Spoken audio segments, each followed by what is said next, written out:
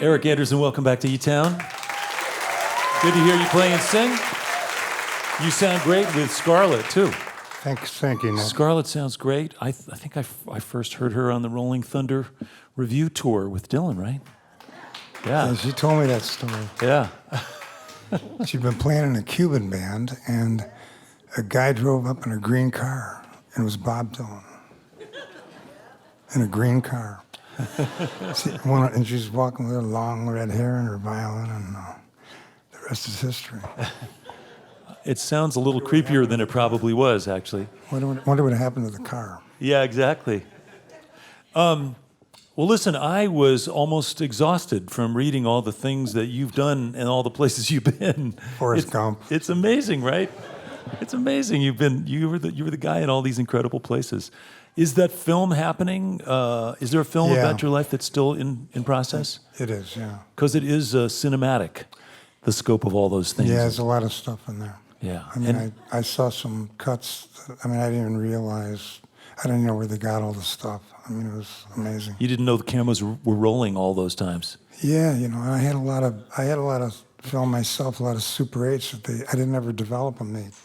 This guy Paul Lamont developed them. I had pictures. I had film of Joplin at the Landmark Hotel and Warhol at the Tropicana Hotel and Leonard tuning his guitar, stuff like that. Yeah.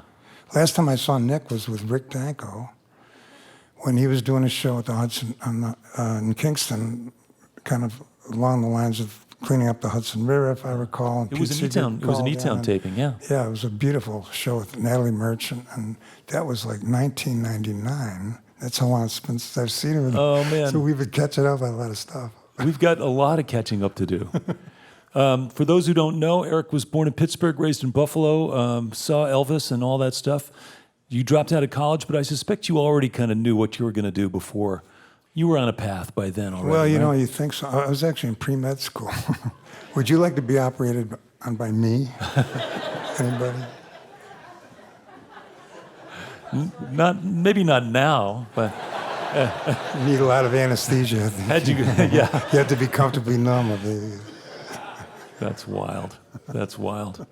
And thinking about all those times, especially the things like doing voter registration in Mississippi and going to be with the striking coal miners in Hazard, Kentucky, and people draw parallels between music and the '60s and social change, and you were in the thick of all that stuff. Well, you got to see a lot. I mean,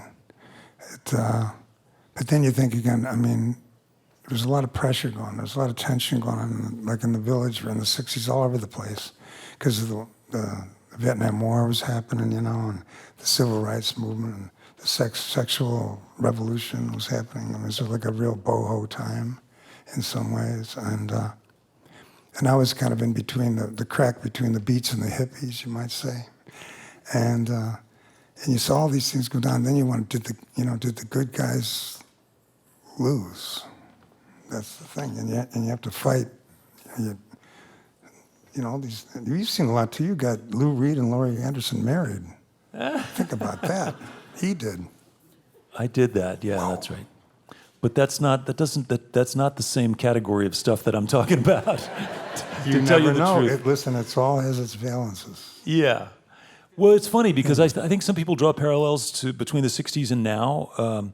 The unpopular war, mistrust of government, tension, music and culture kind of leading the way in some ways. Do you see that? Do you see it that way? Well, I mean, can we be frank? Yeah. Yeah. Well, I mean, I wouldn't say John Kennedy or Johnson, President Johnson, or maybe Richard Nixon, who had tendency. I wouldn't say that they were like fascists. Right. So, I mean, you have to. I mean, it's a time to dig in and resist because you're going to lose it all. Yeah. And I tell you, I live in Europe, and I live in Holland. And I mean, people think like America's like an island, but I mean, these tendencies and things are happening everywhere. Yeah. They're in Holland, they're in Germany, they're in Hungary, They're in Norway. Turkey, Norway, Sweden, Egypt, all these strong guy things happening. And you know, you see it all. You hit the courts, the press, the whole routine. You know, it's all based on fear, you know, from immigration. That's what's going on in Europe. And it's happening, people think here, but I mean, people just, what you said, you're afraid they got to learn Spanish, don't build walls. Something. Well, What was the line, Nick? that was pretty good, What was Wade's line? That was Wade's line. That was good. Yeah. We were talking about a friend of ours, Wade Davis, who was in town this weekend, and he's just a traveler. You know, he's one of the things that I think the fear is born out of is the fact that we don't take the time to really learn about other cultures and other languages and history. And so, by we, I mean that very broadly, and part of it is just educating ourselves and coming to another culture with some empathy and some understanding and some curiosity, and looking behind the sensationalism and seeing, oh yeah, these are people. They love their kids, they struggle, and they want a better life, and no matter where they They're are. family people. Yeah. Well, I mean, you know, it's like all this kind of fear feeds into like psychopathic behavior. And when you think about people who have Twitter accounts with 60 million people and they're armed to the teeth, gives you pause for thought. Yeah. This is a really fucking depressing conversation we're having. You don't even have to talk about it, just open your eyes and look around. You can get depressed fast enough. I think it's time to change the subject slightly. Not that I don't think this is a valid conversation, You asked because it me. is. I asked you. I know. I'm just saying. Beware of Well- what you ask for. Wish for. Well, it's interesting because I was thinking about the parallels between the 60s and now, and you pointed out the obvious difference in leadership. But the other thing is, sometimes it's hard looking back, and you think about Pete Seeger, and you think about the Staples Singers, and Joan Baez, and Peter, Paul, and Mary, and the marches, and certainly progress was made. Certainly change happened. And yet, I think we all like to think that the songs and the music and the movement and the marches were really impactful, and in some cases they were. Was that your experience? I mean, what you're doing here, all these other things you're doing here, the thing with the legalization of, you know, decriminalizing drug laws, decriminalization of drugs and the environment, the things that have been happening, we've been doing for 27 years. All these movements, you know, same-sex marriages, all these movements, all these things are really going on. We just have the wrong guys running the show. Because the movements, you know, the swells and the tides of the currents of the river, and they're all going the right way. Yeah. But there's people always trying to dam it up and stop it. And Right. so, what do you think? I think you got to get up in the morning and just look around and do a realistic assessment of what your skills and gifts are, and figure out a way to make a difference every day. That's all. And you try, and you can't be attached to the results. That's a good point, but it's a good remedy for loneliness, Yeah. isolation, alienation. Yeah. Let me ask you just a little bit, because again, when we were talking about all the places, I just can't imagine you being, you know, the starring in the film that Andy Warhol put together. That just sounds like such a bizarre time to be in New York and to be in that community. The idea that a career that has spanned the years and the events and the scope and the range of the things you've done, are there pieces and parts when you look back that you say, man, I'm really proud of that, or I wish I'd done more of this, or there's some songs that I wish people knew more about? Are you at that stage in your life where you're looking back in that way? I don't do that. I have a hard time doing that. Yeah. I have a hard time listening to my own albums. I have a hard time. The one nice thing about doing shows and singing is it's like, with your songs, it's like a bit of a diary. Yeah. It's like a little way of living life twice when you're going through your music. Yeah. But in terms of the other stuff, I don't really think about it. I just, what's the next thing? I mean, I look at creativity Well, I think the role of an artist is to make the invisible visible, and to like travel up the river, to explore, see what's on the riverbanks going on, what's going by. And it's not the destination that counts so much as the journey. It's the travel. That's the trip. Yeah. And so I don't think about looking over my shoulder and all that stuff. In fact, I was looking at songs, and I'm thinking, who wrote those? Because every time you start a song, it's like like starting all over again. You think, oh yeah, it's like riding a bicycle, but Yeah. because I always looked as writing as an exploratory thing. Yeah. It's a Not to get a hit or get an effect or with an audience. And when you're writing that song, you're in a particular place in a state of mind. That's like a snapshot, a little postcard from your life at that moment. It truly is. And I mean, when you're at that place, it sort of writes you. Yeah. You're just there to take it down. Yeah. True confessions. That's so cool. That's so cool. Listen, I want to mention a couple more things before we get back to music. One is that one of the times you were here doing eTown, you were here with your buddy Rick Danko, and we mentioned that the last time we saw each other, Rick was doing a show with Natalie Merchant. But just what an amazing character! I don't know when you guys. Well, I know you were on that train, the Festival Express, but you probably knew each other before then. The first time I didn't see. Well, I met Rick in L.A. and he invited me to Woodstock to meet the band, and I went there. That was one period, like '67, before the Festival Express. And in fact, we were walking in the Continental Hotel, and we looked at there was an open hatch of a station wagon, and it was the Continental Hotel was kind of like a lot of all the rock stars stayed. And the station wagon, we looked out, and there we were walking into the lobby, and we looked in the car, and there's Alice Cooper's boa constrictor, like in a box. That's the kind of things it is like with Rick.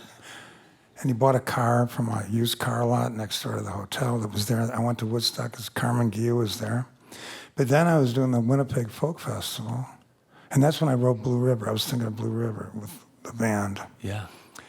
And then I was doing the Winnipeg Folk Festival, and I was sitting there, and I heard something. I'm thinking, what's going on? I heard music behind me, and I couldn't see it. And there was Rick playing the bass on the guitar, like down the line, a workshop kind of thing. Right. And then later, my daughter says, well, we're finishing some stuff for this Sony record. And my daughter says, get Rick, because it was always a friendly thing, and my daughter and we were all friends and close and everything. So I called Rick up, and he said, oh yeah, let's write a song. So I went up to his house, and I had some time off, and I was up there I was going to be there for 2 days. And I didn't have any change of underwear, no shirts, nothing. And I ended up staying there for like a month. In his house, and Elizabeth, his wife, we were going up buying T-shirts and buying underwear, and I'm like, then it got summer to fall, buying sweaters, and there I was with a whole new wardrobe, waiting to get Rick to get him off his ass to write a song, because he had to get all these preparations and everything. So finally we sat down and we wrote the song called Drifting Away. Oh man! But this stuff you couldn't make it up. The song happens when it's ready. Speaking of those songs being snapshots of a place and time, I think it's worth noting, and not everybody knows this, but your songs were also recorded by a lot of other people. Judy Collins, Peter, Paul and Mary, Johnny Cash, The Grateful Dead. I mean, Bob Dylan called you a great ballad singer and writer. There's a lot of stuff. But even though you're not choosing to look back, there's a lot of stuff back there that's pretty cool. Well, I'm fortunate, Yeah. I mean, a lot of people, we know, and it's so great to see you. I got to first of all tell you, it's so great to meet the great Nick Forster. It's more than meets the eye. Let me tell you, it's wonderful to hook up again. Yeah. You can't lose touch. But yeah, it's wonderful to have these things done, and you're lucky to be alive. And these people, you lose a lot of friends along the way. Music's not so conducive to your health, and you lose a lot of people. And you wonder where they all go. Yeah. And I mean, we know. Yeah. And so, I don't know if I'd tell my kids to be musicians, but then they all get, Yeah. How many kids do you have? enough. What does that mean? I'll tell you later. Okay. one thing about Rick, musicians are kind of childlike, as you know yourself. He especially, yeah. And I mean, he was never a session player. So when he played on some of my songs, he came down to New York, and he played in the band. But he wasn't like a guy that could, pick up the bass and play along with another singer, It just wasn't his thing. Right. But he was a brilliant, great bass player. So, but it was difficult. He got nervous and he got scared. And I remember I was sitting there like if I was him and you were me. He's got the bass, and he's got 3 pairs of like drugstore glasses on, to see the chart. And he's having me yell out the chords while he's recording. And I mean, this is Rick Danko. It's pretty funny. To put a bass track on a song. Yeah, and nobody in the world played bass like him. And we're talking about Rick partly because we're going to do one of his tunes later on. But listen, there are so many stories that we could dive into. We don't have time, but the bottom line is you're still at it, you're still touring, you're still writing, you're traveling, you're living in Holland, you're living in, where are you living? Amsterdam? It's outside of Amsterdam. It's a town outside of Amsterdam. Yeah. It's nice. It's very together over there. Yeah. Dutch people. Yeah. But it's nice. You got to come by, Nick. I'm gonna next time I'm in the neighborhood. We're gonna nab you. Yeah, we're gonna hang out. We're gonna hang out some more. But it's really nice to connect. It's been too long. We're gonna get back to music. Welcome back, if you would, Eric Andersen.